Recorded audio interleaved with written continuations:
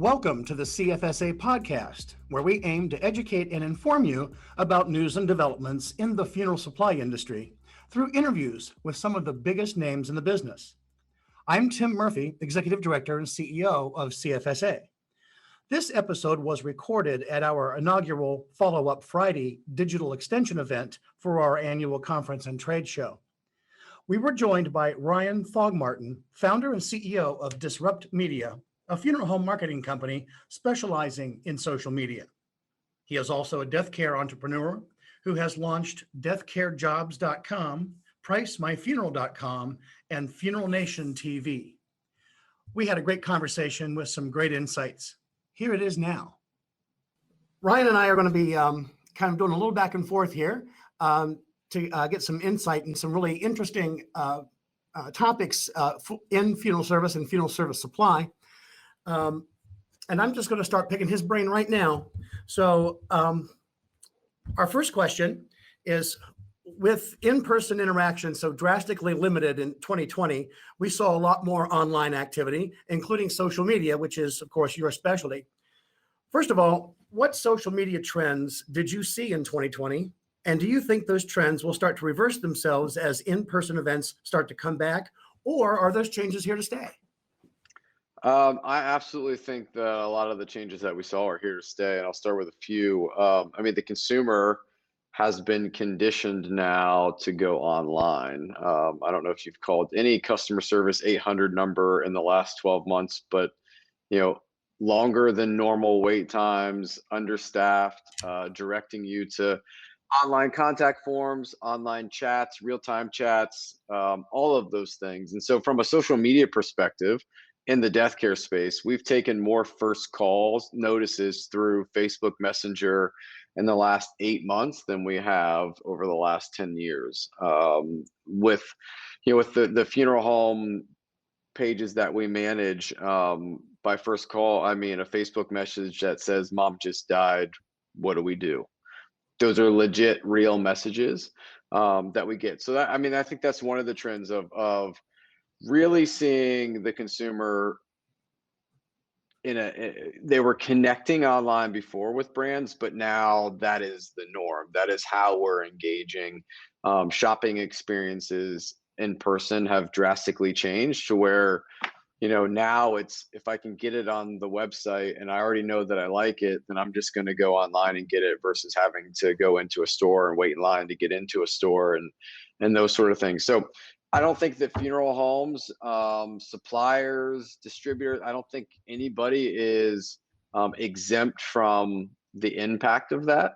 And so looking specifically at the profession from the funeral home supplier, relationship, like we've seen a lot over the last 12 months when most of the conferences immediately went virtual. And there's a lot of suppliers that were kind of left behind in the fact that their dominant interactions with their customers came through, association or state events or salespeople on the road.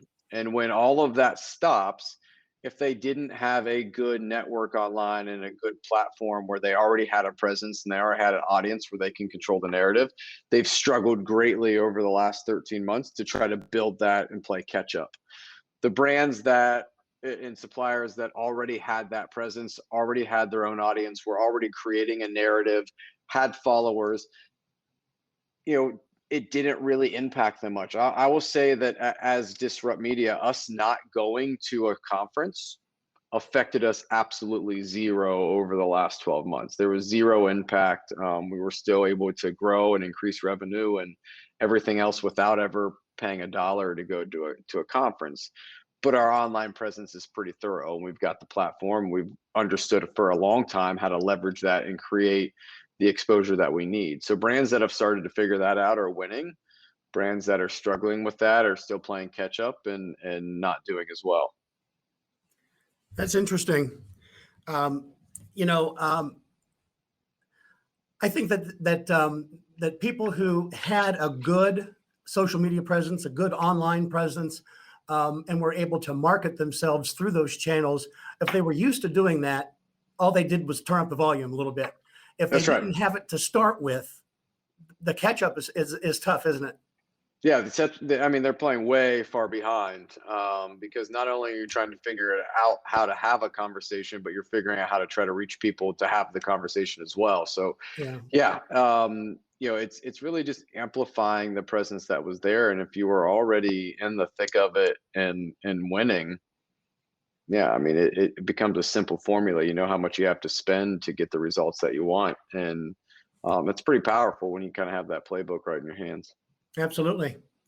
I also think too, I'll say this about in-person events. Like, I think that as I hope that in-person events come back full strength and even better, simply because, I mean, as a supplier, the business aspects and growing and scaling the business really weren't impacted by not being in person, but the relationships, right? Like, we're not going to replace the handshake and the networking and the conversations that happen at a conference. I always joke and say that this profession saves the majority of their conversations and networking for 2 times a year. It's kind of crazy. And so that stuff's not going to, like, I would anticipate that at some point when we come back in person, and kudos to you all in your association for having an in-person event. I think you're one of the first to be back in person. Is pretty fantastic, and so I hope that that becomes the trend again, because those events are valuable from, at least nothing else, a networking aspect, and we need that camaraderie in the profession. It's important. Well, humans are inherently social creatures, That's right. and sometimes that depends on being in the same room with them, frankly. So you recently wrote a blog about how Band-Aids can kill a business. Can you explain what that means and how companies can avoid that pitfall? Yeah, I think of it kind of as like this, like, I think the example we used in the article is like, if you break a bone and the bone is protruding out of the skin, putting a Band-Aid on it really isn't the proper fix. And that's how I would look at, businesses. When there is an obvious hole or problem, we're used to just throwing Band-Aids on it in this profession and doing whatever we need to do in the moment to kind of get by without ever really fixing the problem. So in a marketing perspective, funeral homes have adapted over, let's say, the last 10 years as social media has become the dominant way that consumers communicate. 5 years ago, it was okay for funeral homes to just automate obituaries. That got them a presence on Facebook. And then now we've morphed into, well, if I can just throw up grief and inspirational content, that's good enough. And the consumer's at a point where they're demanding more. They're demanding authenticity. They're demanding a conversation, because they're used to getting that from every other profession and every other business that they engage with. When I order a pair of shoes and the wrong size gets delivered, I don't have to call an 800 number at Nike. I can go right online and have a conversation within 5 minutes with somebody and get the problem fixed. That's what we're used to as a consumer. Death care doesn't get removed from that. The consumer buying patterns and the way they engage with brands don't change just because it's a funeral home or a cemetery or a casket company. Like, we want to communicate the same way. So I think that is one of those things where it just, we if we just want to automate things and take the easy way out and go, well, isn't putting content out just good enough? No, it's not. And that's really what we were talking about with the Band-Aid. The Band-Aid fix is, well, I can go pay this company $99 and they can give me 30 grief and inspirational posts that we can just schedule out over the next 30 days. That's not having a conversation. That's a very push message. That's traditional marketing on a computer. That doesn't work. The idea of social is that we're inherently social creatures, like you just said. Social is conversation. So if we're not having a two-way conversation, we're not utilizing the relationship building principles of the whole reason the platform was developed. And that's where brands are missing the point. Is it's not just about getting content in a news feed and on a page. It's about connecting. It's about having a conversation and building a relationship that you then can leverage for sales. Excellent. Your specialty is helping funeral homes market themselves to the general population. But do you have any advice for suppliers on how to utilize social media to market themselves to funeral homes and cemeteries?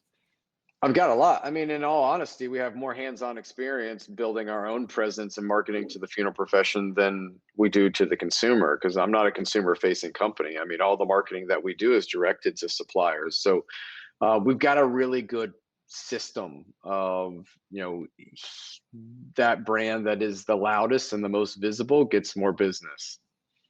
I mean, it's not different in death care than any other profession. If you talk the most, you can back it up, and you're the most visible, you get more business. And we've developed a really good system for that through connectingdirectors.com, which we own, and then with Disrupt and understanding how to reach the funeral professional or cemeterian through targeting with paid Facebook content, paid Facebook ads.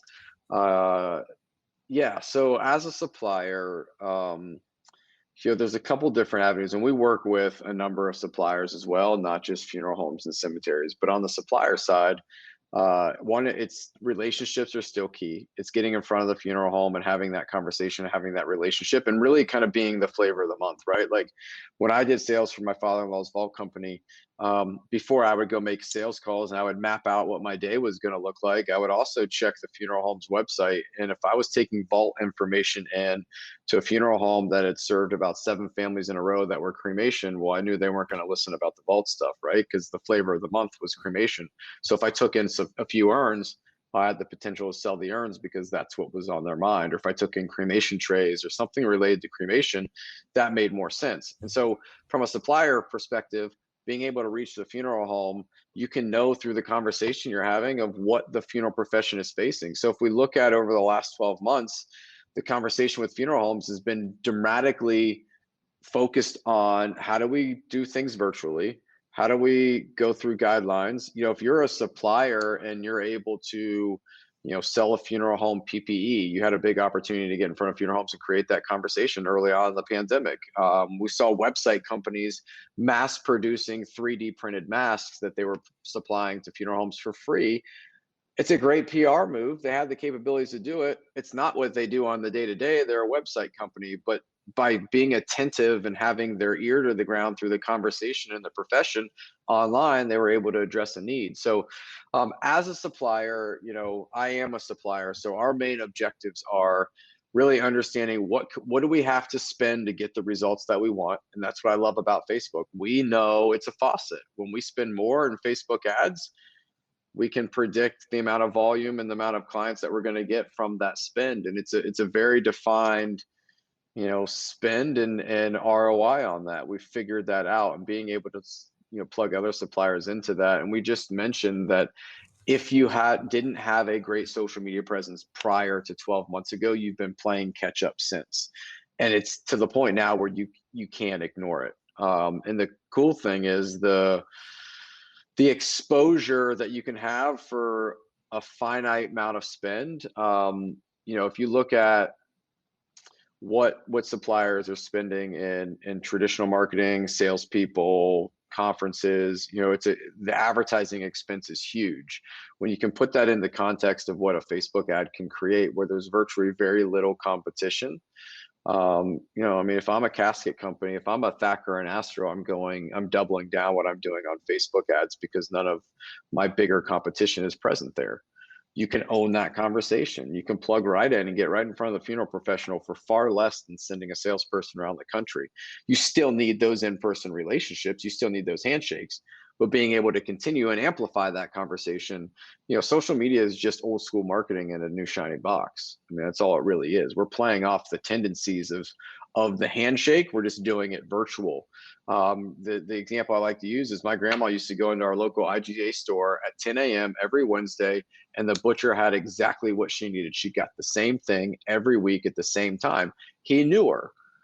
That's what we're doing online. You can know more about your customer.